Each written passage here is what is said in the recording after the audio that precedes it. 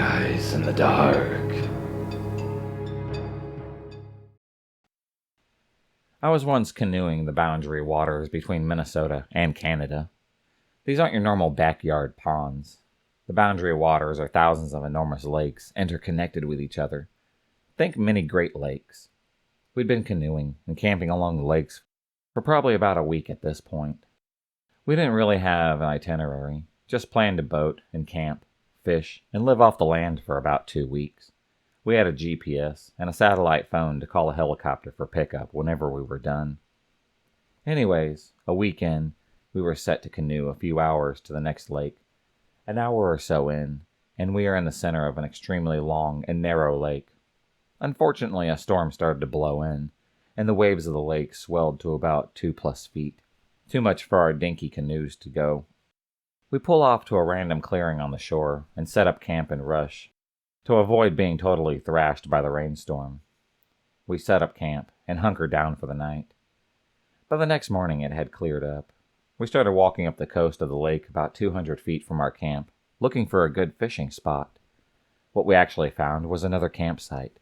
However, it was absolutely wrecked. Trash was thrown everywhere. Tent collapsed and torn. Clothing on the ground. At first we were just disgusted. Like, what asshole would do this? Or just leave their stuff out for bear food. The more that we looked around, though, the weirder things seemed. For one, their garbage was still hoisted into a tree to keep it safe from bears, but the whole bag was ripped open despite being 30 feet into the air. Second, literally everything except for the canoes were still at the campsite. Clothing, backpacks, food, rope, pans. Like a serious set of hiking equipment, enough for 2 or 3 people. Half of it was trashed and torn open. Mostly the packs, tents, and the clothing. The other half was totally untouched, but thrown on the ground. Like somebody noped the hell out of there, and nothing but their long johns, ditching hundreds of dollars of gear in the process. We waited a couple of hours, eventually called it back to our helicopter crew, but they hadn't been aware of anybody else, or had gotten any distress calls. We eventually just left everything and moved camp. Everyone was pretty upset by it, and a day or 2 later, we ended the whole trip early because it seemed like nobody wanted to be out there anymore. It was definitely the weirdest thing that I've ever seen. First thought was a bear attack, but there was food left uneaten, and I've seen bear attacks on camps before, but nothing like this. Bears rip open backpacks and go after food.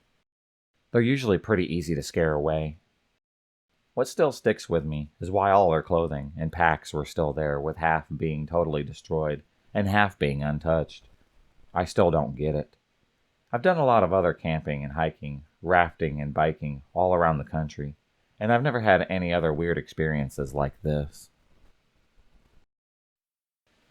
My girlfriend and a friend of ours went camping once in Golden Ears Park. Once we arrived, we noticed something along the other camps. We were the only campers there for the weekend. As we had walked throughout the park to take in our surroundings, we noticed a campsite fully stocked with tent, coolers, camping chairs. It was like a photo from a magazine. We figured that they left to go grab supplies, and thought nothing about it. But after a couple of days, and no activity of the campsite, my girlfriend and her friend went to further investigate. What they came across next was something super strange. Coolers were full of rotten food and rusty knives. The tent looked pristine until you got close enough to smell it. The linger of urine, cat food, and mold overtook all of their senses. They shook the tent to make sure that there was no one inside. When no one answered, they had entered. Empty cat food tins scattered the moldy blankets, while large amounts of brand-name clothing and shoes stuffed into several duffel bags lined their tents. Makeup, broken mirrors, wine bottles, batteries, and cigarettes cascaded like water over the moldy blankets. A cell phone, which with a closer look was all in Japanese, along with several iPods. The strangest thing was a journal written by a girl who was from out of town talking about the guy that she was with, and how sex with him for the first time was amazing, and how she wishes that he would never leave. Even though she has so many men after her, she talked about them fighting and getting evicted, and how they needed this trip to figure things out. The last page was them having a fight, and how he was done, and she would get what she deserved, followed by a page full of random guys' names and numbers. The date of the journal entry was one day before we arrived. Their camper's receipt hanging outside their camp spot was paid for full in the next week. The campsite was strange, and full of what looked like two people's entry lives stuffed into an expensive tent, littered with crack pipes and rusty tools. I still say, though, their thermal blanket, axes, and lanterns came in handy for those whole couple of rainy nights. Still not sure what had went down in the campsite 37, but even when we left 6 days later, the campsite had still remained, and it was untouched. A group of friends was staying at this remote cabin that one of my friend's cousins had owned. There were no roads leading to this cabin, and it was a good 3 or 4 day hike from where you parked the cars. I couldn't go at the same time as everyone else due to work obligations, so I decided to head up the same day, but later on. It would mean that I would have to camp for a night by myself, though. The latter part of the trail is too dangerous to be taken at night, especially by someone who really doesn't know it. I didn't care, though. I was kind of looking forward to it, as I've never camped alone before. So I was in the middle of these woods when the sun had went down. I got my camp set up in this small clearing, probably about 40 feet across. Got my campfire going and pitched my small one-person tent. Do all that camping stuff, like cooking hot dogs on a stick over the fire and s'mores. I'd probably stay up for a good 2 or 3 hours after dark. It was mid-autumn, so the days were somewhat short. The entire time, I thought I heard stuff moving in the woods on the edge of the clearing. I didn't think anything about it at first, because the woods are full of animals. But as the night went on, I realized that whatever it was just circling the clearing over and over. Once I started paying attention, it made 4 or 5 laps around before I decided to get up and investigate what it was. The noise had stopped as soon as I stood up, and I thought that I heard some sound going away through the woods. I just shrugged it off, thinking that it was some fox that was curious, that got scared when I had stood up. I decided that it was time to sleep. I doused the fire, climbed into my tent. I started to doze off, and stayed in that half-asleep, half-awake state for quite a while. I normally hear weird things when I'm in this state, so I didn't think much of it when I heard a voice. Something had woke me all the way up, though, and I realized that the voice is real, and right outside of my tent. It was just above a whisper, and I'm not sure if it was another language, or if they were just speaking English in such a way that I couldn't understand them. I lay there for some time. I really don't know how long, listening and waiting for something to happen. There was just enough moonlight to light up the walls of the tent, so I could see when a hand was pressed against the wall of my tent near my foot. This had freaked me out. I sat up quickly. Whoever was outside of my tent tore ass out of there, like running full sprint through the woods. I got out of the tent, shined my flashlight around, but I saw nothing. I was expecting there to be a bloody handprint on the tent, but nope. Didn't sleep that night. I packed up my tent at first light that morning, and then I booked it to the cabin. I have a bunch of woods behind my house, and when I was younger, my friend and I would go camping in them. We were like 14 years old at this time. We went further than we usually did one day. Ended up coming out on a neighbor's property. So we just went back a little ways, and then started getting our shit set up. Friend leaves to use the bathroom, and I hear him screaming and running back towards me. He's not making much sense. Was sort of just blubbering about Barbies and cat heads. So I just sort of forced him to show me. We come out in a clearing next to the creek. There's hundreds of Barbie dolls strung up in the trees about 8 feet off of the ground, with dead cat heads on them. As in Barbie heads that had been yanked off and replaced with them, not cat skulls either. I wanted to say that the doll bodies were dipped in red paint. I know that it wasn't blood, because blood doesn't stick and stay that thick, but I don't know for sure what it really was. I started backing up towards our stuff. My friend starts screaming once again. He's off to my side, and had just discovered the huge pile of cat remains, with a bunch of Barbie doll heads thrown in them with them. We both threw up, packed our stuff, and then went back home. But that wasn't the end of it. The neighbor whose field that we stumbled into, they were friends with my mother, and started telling her about a bunch of their darn cats going missing. But they hadn't thought of anything about it, since it might have been a lot of coyotes that have taken them. Still at that point, I I hadn't told my mom about our discovery in the woods because I figured that she'd never let me leave the yard again. Then 2 of their goats went missing. Coyotes couldn't have opened up the gate and then shut it back after slaughtering the goats. There'd be some kind of leftovers. Neighbor's husband heard someone fucking around in their yard one night and saw some guy roaming around in their cow pasture. They sort of connected the pieces, realized that someone was stealing their animals, so the husband went into 24/7 armed security mode. A week or so later, he sees the same guy go into their barn. He calls the cops. Turns out it's some 16-year-old kid that lived on the other side of his property that had just moved in. Kid admits to stealing the cats, the goats, and trying to take a cow, right? Okay, fair enough. Return them. Kid lives in a mobile home. Nowhere to keep all those animals that he's been stealing. Kid's dad ends up telling the cops that he knew his son was taking them and basically slaughtering them in the woods and doing weird shit with their bodies. The Barbie dolls? He stole them from his little sister. It wasn't until a year or so after that my mom actually told me what had happened, which is when I gave in and told her about my friend, and I basically stumbling into his fucked up shit. They got the kid for animal cruelty and a whole bunch of other stuff. His family moved away not too long after it, so I really don't know what happened with him. We have a family cabin in the middle of nowhere, on a small lake with 2 other cabins, surrounded by forested areas and flatlands both.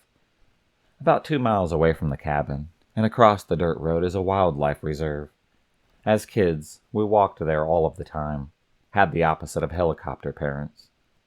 After about 30 minutes walking straight into these woods, there was a collection of abandoned houses, an old settlement. We went exploring and found that people who used to live there had just up and left. In each house, still, there was dishes on the table, clothing in the closets, cars parked in the clearings, all the strappings for horses in the barns. In one house, the floor had caved in, and there were about 40 pairs of women's shoes scattered around the hole in the middle. No bones, though, animal or humans, nothing. We decided to stay away from the second floors of the houses after we saw all of this. We figured they'd be structurally unsound.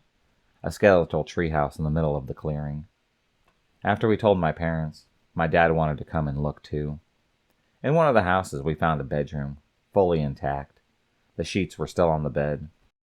The pillow still had the indentation of a head on it. But everything was covered in a thick layer of dirt, and the dust on the floors only had our footprints in it. At the foot of the bed was the stunning, enormous gray fur coat. There were a few moth holes chewed in it, and it was as dirty as everything else. But when we inspected it, we knew that it was real fur, likely wolf or maybe silver fox. It was gorgeous. Dad decided that he was going to bring it back, clean it up, and see if he could have it remade for my mom. Dad was a thrifty guy. As we're leaving, I got a chill on the back of my neck.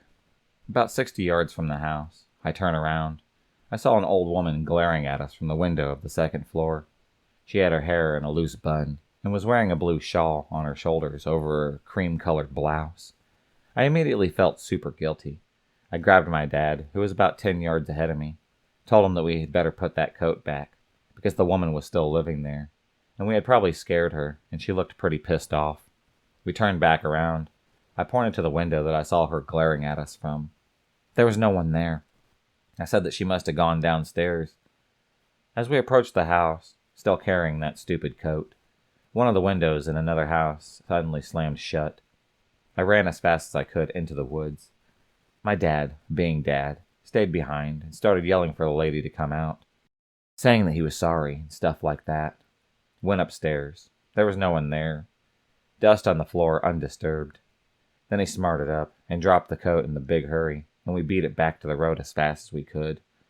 About 5 years later, the government demolished that whole thing. This happened to me back in the 80s, and when I was in my 20s. On occasion, I would go car camping with my yellow tiger cat, Oberon. He had an overbite, drooled, and had a monster purr. Was awesome in every single way. He loved riding in my car. My solo camping was stupid, and I cannot recommend it. But I needed the aloneness, and I needed the bravery. I would drive up roads, some BLM, some national forest, some disused logging roads. I would not go too far, though. I found a spot that had appealed to me, pulled off the road as far as I could, set up a small camp, and then I stayed for a night or two, just reading, bird watching, painting, being with my cat, and just spending time being me. One day I'd went up a road. I found a pretty meadow with a small stream curving around those trees. A perfect place. The cat and I walked around a little bit, checking it out. At the side of the meadow, near the road, was a large flat, round rock. A perfect table. I always packed good food, and I liked a bit of elegance. I had set out a placemat, cloth napkins, an unopened bottle of dark beer, my sandwich, still wrapped in foil, on my plate, cookies, and a bowl of kibble for Oberon. He had wandered a little bit, and I went to go get him. We went into the trees and wandered for a little bit. It was a very lovely day, warm, sunny, with a light breeze, and the whole area was just beautiful. We were not out of sight of my car and the rock for very long, maybe about 15 minutes. I picked up the cat and then walked back, looking forward to my lunch. When we got to the rock, it was gone, eaten. The foil was crumpled into a ball. The beer was empty, with the opener next to the bottle. The cookies were gone, sandwich, napkin folded loosely, a knife laid across the plate. It was a oh shit feeling. I ran for my car, tossed Oberon in it, started the car, and turned around, headed back down that hill. Then I thought, what if whoever ate my food was hiding in my back seat? I stopped. My heart was pounding. I checked out the back. Everything was okay. And then I headed back to town, and my friends, who were understandably freaked out by my story. I still camped after that, but it took a while for my courage to return. My son is in Cub Scouts, and every year we take a trip to a cabin with the rest of his den. One kid's uncle is a park ranger, so last year we had went to the park he worked at, as it was near the cabin. He'd been a ranger for a good while, and he had some good stories. The story of his first week on the job is the worst. His first week on the job, the new guy, in a fairly large park. It's colder outside, so it's not as busy as summer. The park is notified of a possible missing camper. The family can't contact the guy, and he would camp there often enough. Of course, they send the new guy to go find him. Car is located by the campgrounds, but the dude is still nowhere in sight. Ranger goes deeper into the forest, comes across a campsite. There's a smell, and the ranger knew what was up, but had to go check just to make sure. The dude had set up camp, got in his sleeping bag, blew his head off with a shotgun. Ranger said the worst part was after radioing it in. Remember, just this first week on the job. He had to stay at the campsite until the other rangers and law enforcement and local medical examiner made their way up there. He said it's a very common occurrence there. People often think that they are sparing their loved ones the horror of discovering them, so instead they go out to the middle of nowhere and just do it. Never mind the poor park ranger that's got to find you. Not something that I experienced, but my sister and her husband did. My family used to have a cabin on a lake in the North Woods. It's a lake with no public access. On the other side is, and was, an old girls' camp that the state was letting fall apart. The camp had a large, 2-story main house that was mostly intact at this time. My sister and her husband decided to go check out the camp one day. They canoed over and started to walk around. They went to the main house first. They walked around for a little bit, and then they heard heavy footsteps upstairs. These footsteps turned into someone running heavily towards the stairs. My sister and her husband booked it out of the house, but they could hear the steps coming down the stairs, and on the main level as they had ran out. They opted to run around the house instead of heading back to the shore. They never saw who it was, but they heard them enter back into the house, and then they heard them storm back outside again. They went into the woods this time, and heard someone running into the woods after them. They took the long way around the lake back to the cabin. My dad and I had to go back later that day to go get the canoe. We never heard or saw anything. If you enjoyed this video, please subscribe, like, and hit the bell for notifications on future videos, and become a stalker of the night. And I'll see you next time.